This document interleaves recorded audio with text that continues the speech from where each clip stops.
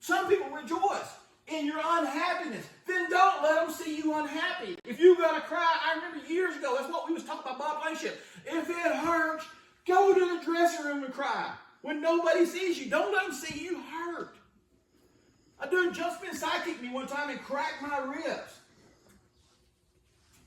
I bowed out, walked away, never said nothing. Got to the dressing room, I'm crying like a baby. My ribs are broke, because I've had broken ribs before. Has anybody ever had broken ribs? Yeah. Then you understand, I'd rather have you cut off my privates than have broken ribs again. Not really. Let's go analytics speaking. Theoretically speaking. But my point is that they hurt, don't they? You can't breathe. And all I could think about was, this is going to suck for a long time. But I had a long time to plan my retribution. And I worked out with the goal that one day, enjoy it. And he walked around there like, this is how he walked around. He done knew he done broke Monty Fulmer's ribs. That's it. Once.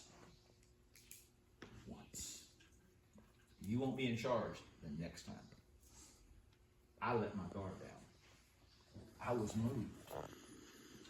And I decided that I would not be moved.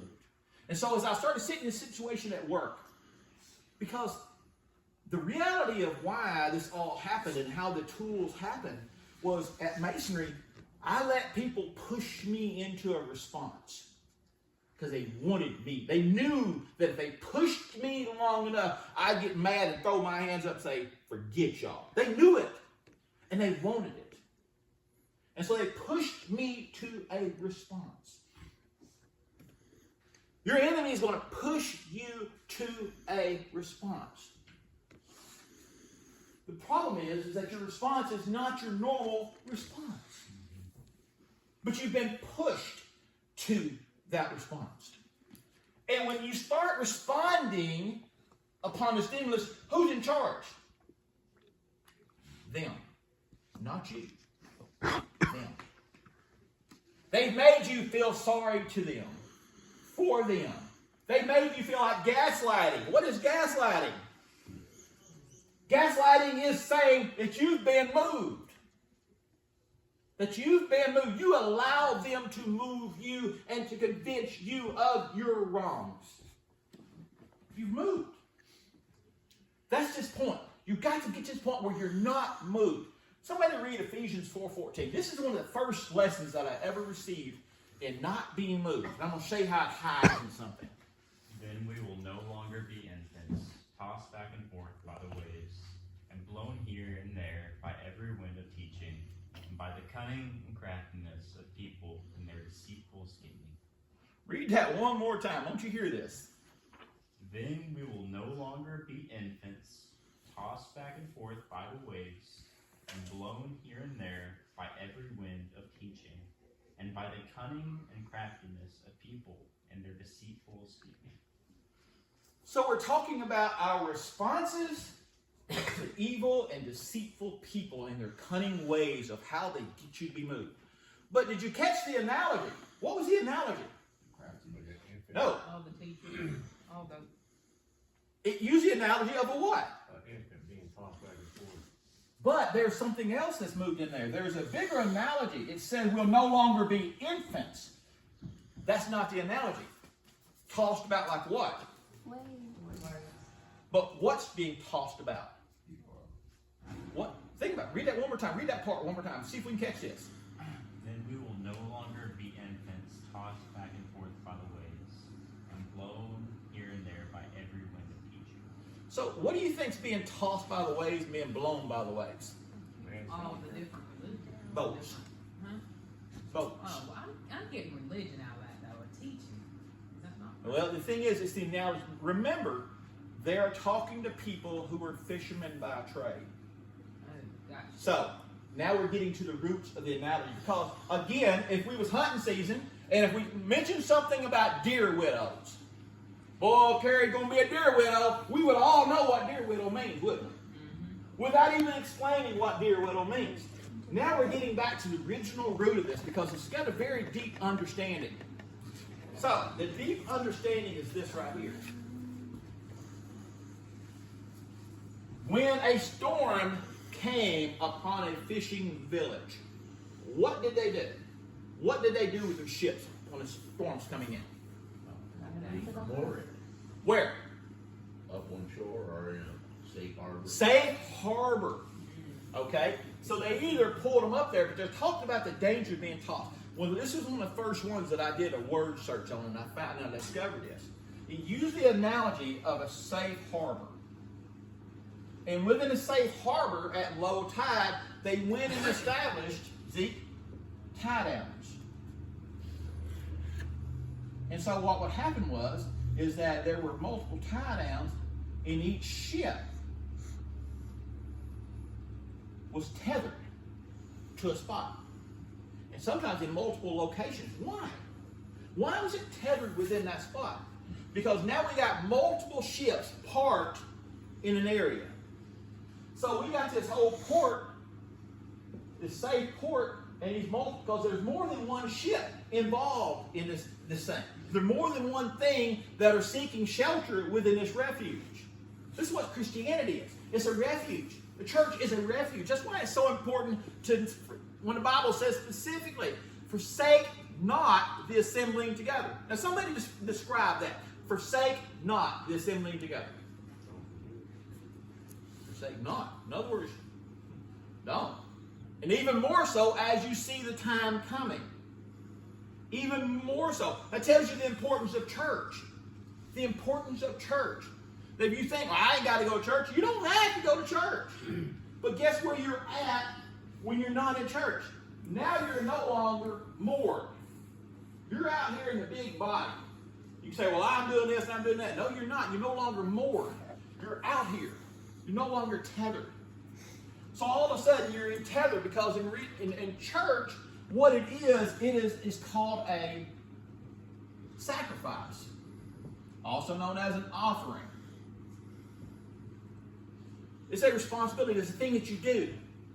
So when you're sitting there, you're this thing, you're tethered in. What happens is that when the storm comes, does the storm skip over that? It doesn't, does it? But what it does, what happens is that these things are tied down. And so they're tied down, Lance, is that when the storm comes, the ships are steady.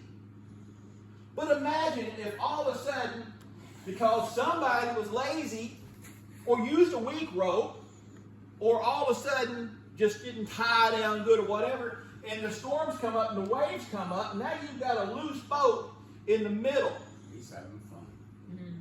It's going to be bouncing. It's going to tear up everything around it. It's going to destroy it. Everything around it, because now it's loose. And that's not what they talk about within storms. It's these things that have been loose, been caught up in the storm, and being tossed around everywhere. And it's not so much the damage that is happening to you, it is the damage that is happening to the world around it by you being tossed around. When the husband comes home mad because somebody ticked him off that day. When the wife comes home mad because something happened to her. When the kids are mad. Whose responsibility is it to contain this thing? It's yours. Who's responsible? You are. You've got to be, I think the word is cognizant or aware of what your actions are really causing to do. Because think about this thing. How easy is it? And it's one of the things that we talk about within Christianity, within husbandry, within the path of the acolytes, is controlling your temper. I shall not be moved. Because when I am moved, what is instantly destroyed? Your witness. When you are moved, when you've lost control, and you're now acting according to your animalistic behaviors, who is clearly not demonstrated in your life? Am I wrong in this? Because how is it then that we can define faith and say, well, God's in charge of this thing, blah, blah, blah, blah, blah, blah, blah, blah, and I'm going to go have this, and I'm going to go say this, and I'm going to go do this. Who's in charge? Bible clearly, when I want to elbow somebody in the face, God says, do what? Turn the other cheek. Turning the other cheek says, you ain't going to hurt me. You ain't gonna bother me. Knock yourself out. You ain't moving me. There was a dude sit there Friday morning, comes cuts me off in traffic and then locks his brakes up. You know what Monty wanted to do? Retaliate. Because you know what? I'm a former. And that's what we do the best. Outside of fighting and hating. Retaliation. It's right there in the top 3. Because instantly, Lance, I want to go into choke mode. And why? Because I can. It's a dangerous thing. Because you can. I have that right. I have that ability. I can unleash my mouth the minute I want to. There's another old saying. Never say anything that you do not want used against you. Never tell anybody anything that you don't want used against you.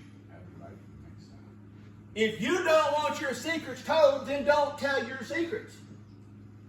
And if you don't want your faith, the weakness of your faith shown, then don't show the weakness of your faith. Where do we show these at? We show them because when we're moved. We show them because we're untethered. We don't have that confined, and I hate to use the word religion, but religion is effective right here.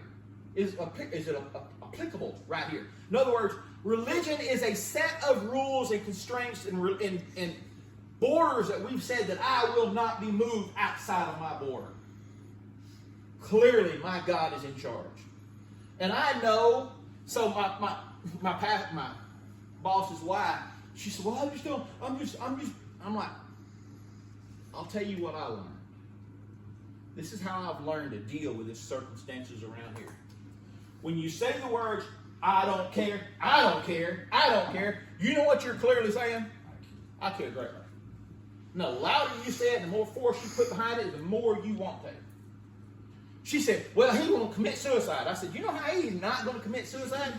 She said, well, how do you know that? He keeps threatening me for it. I said, that's why. The person that's going to commit suicide ain't going to tell you. They're going to pop the cap and be done with it. Because they're not cowards. A person that holds their knife at you like, oh, I'll cut you. They want to scare you. Whether it be words or whatever they can attack you with. This,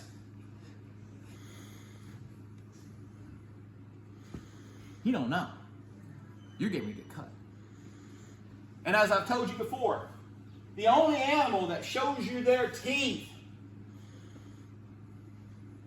when they're trying to disarm you is the human animal. Every other animal in the animal kingdom, when they show you their teeth, what are they getting ready to do? Light you up. Exactly.